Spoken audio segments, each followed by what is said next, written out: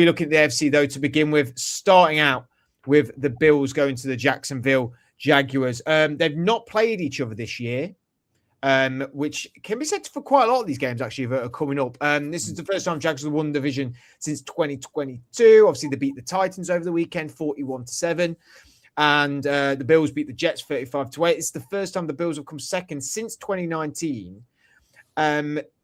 Also, it is the last time that they didn't make it through to the wild cards, past the wild card either, was that 2019 season where they lost to the Texans in overtime.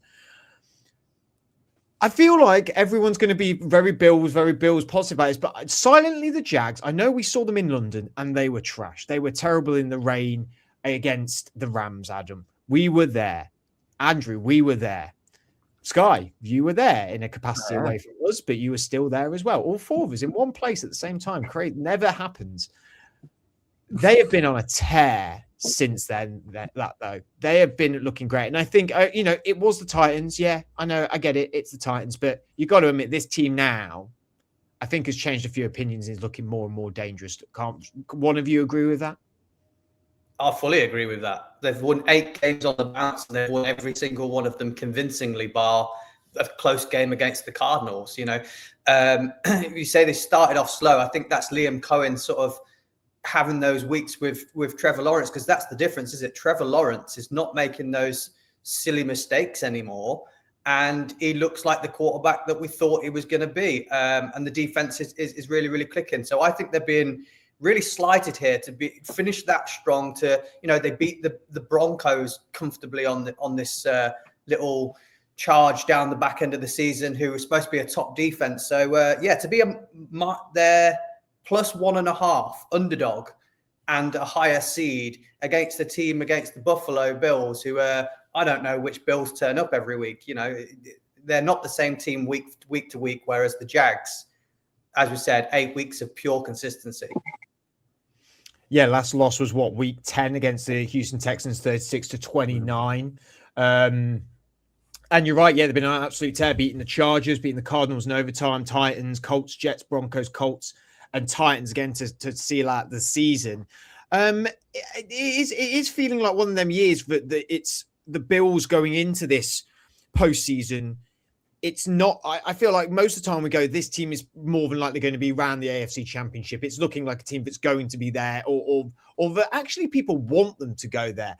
I think now, because the AFC is so open, and like you said, Andrew, the Bills, I mean, they've got to be one of the most inconsistent teams that has had a positive record, I suppose, with this season. I mean, like you said, whichever Bills team turns up, the only variable they have that is a positive thing for them is they've got Josh Allen, and he still plays at a high level, and he can really flip this game in its head whenever he so wishes, can't he?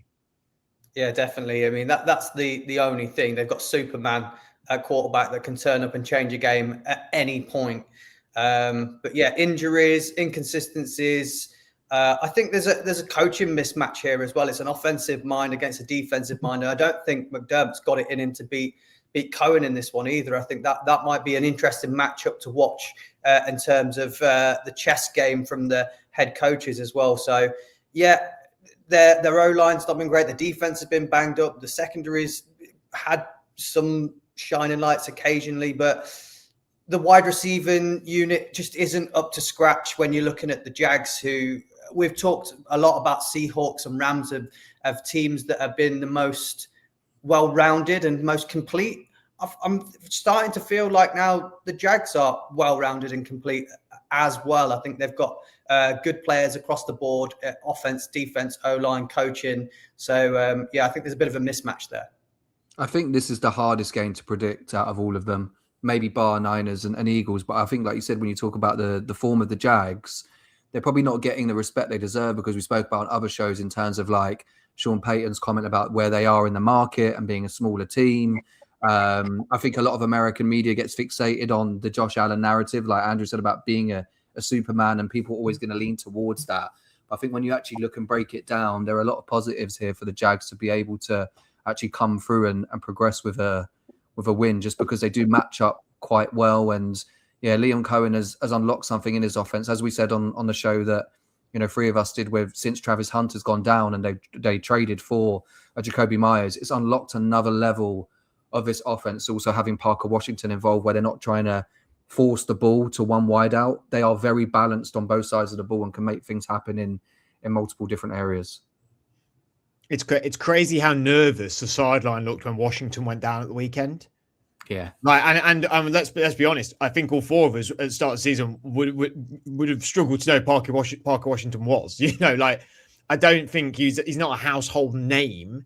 When you got Travis Hunter there, Brian Thomas, and then he went down over the weekend, and it was immediately that everyone was a bit like, oh no, like we need this guy. Like, so it shows, like Andrew said, with Liam Cohen's sort of offense that he's now instilled there and made, like all the elements, he uses them all. He uses the backup running back. He uses the third string wide receiver. He uses the second tight end. Like he uses all elements. He's a great trickster, is our Liam. Adam, with Trevor Lawrence, how impressed have you been with him?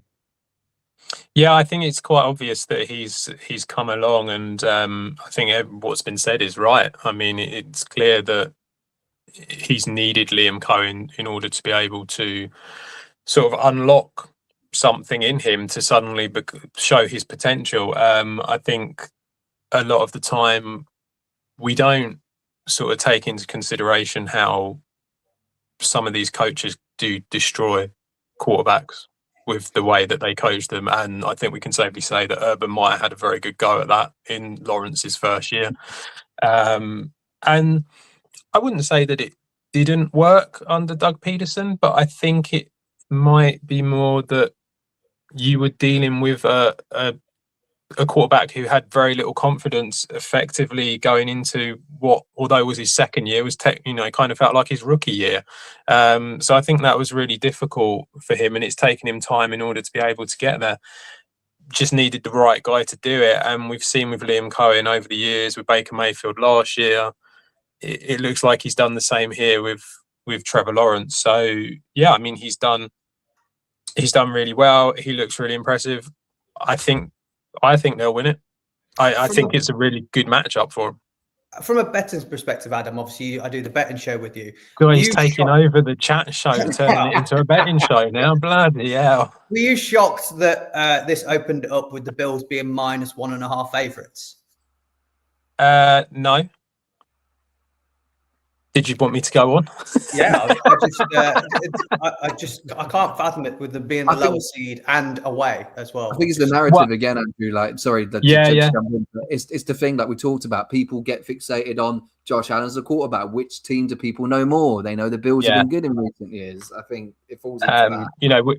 We've said this a few times now, haven't we? In the betting show, it's name recognition, and I think that's what it boils down to here. I think that they probably look at it and they go, well, there's the Bills, and they've been in the playoffs for X number of years in the last few years, and they've always been competing, and you always feel like they're going to get to a Super Bowl, but the Chiefs, managed to beat them.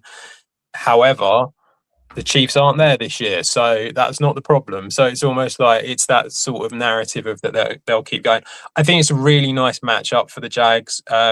Most of the Bills' attack comes through the run game. The Jags are number one against the run when it comes to giving up rushing yards, and I think that will probably slow the Bills down quite a lot. Yeah, okay, you've got Josh Allen, which will get you a decent amount of points in every game, but I think that the Jags can nullify the main threat of the Bills, and because of that, yeah, I mean, I think that they've got a very good chance of getting through, and who knows how far they can go. I don't know how you lot all feel. I don't particularly like the Jags. I feel maybe this is just me, and I feel like it's been thrown down the UK market's throat, and so I just go the other way because that's what I'm like. But I don't find them a particularly likable team. Not that I dislike them, I just don't anything them. I think one variable that sort of interconnects with that is that sort of like fear factor, name recognition thing. Like, let's be honest, if this is a reverse fiction, you said the Jags are going to Buffalo in January. Yeah, be different. It's 1 to 5 degrees there. It's snowing. It's the Bills, which is like a collegiate style fan base. The flip fixture is a warmer climate, but not a stadium known for being reverberating with noise. You know, I can imagine the Bills fans are going to be the majority actually within the stadium. And it's not like it's a fortress. So I think that's what you mean in a flip of not liking them. It's more of a like, it's a not taking them serious thing. But then we've just given all the facts to why to take them serious. No, I just don't like them. So you're going to pick the Bills to win? No, I think the Jags will win. I don't like them as a team. I don't have any sort of want of them to do well. It's funny that Adam mentioned the UK market thing, because when I was thinking selfishly, I'd said to Fred about, we'll come on to the other games, but the timings of them with my Pats and his Steelers being prime time, I did instantly think the Jags will be early because of the, they'll probably consider the international factor. But if we're just going to jump into the picks because someone's got to go for, I think despite saying all of those things with the Jags, Fred raised a point, which is so true with the weather. I mean, if Josh Allen can get it done in the snow in Buffalo, he's probably going to walk into a slightly cushy looking Florida and think, I fancy myself here. And I'm hoping for a reverse jinx, guys, because obviously I don't really want the Bills to win it, all being that they're from the AFC East. But just think how good it would be if they did bottle it, the fact that there's no Mahomes, Lamar or Burrow. But I'm still going to lean towards Buffalo and hope that I'm wrong. Andrew, you're definitely leaning on the Jags as well. So it looks like I think there's a possibility, like I say, with how rounded their squad is and how good the team is across the board. I think there is a good possibility of having a really good run at the championship game. So I do like the Jags in this game. And to Adam's point as well, they're not even the biggest team in their own state, are they? They're Gators fans in Jacksonville, aren't they? I'm going to have to err on the side of Sky. It's Josh Allen. It's the Josh Allen factor for me. And I know. But I just think he can turn it on. And again, there's some factors here that can really, really help him. So I'm going to have to side with them on this occasion.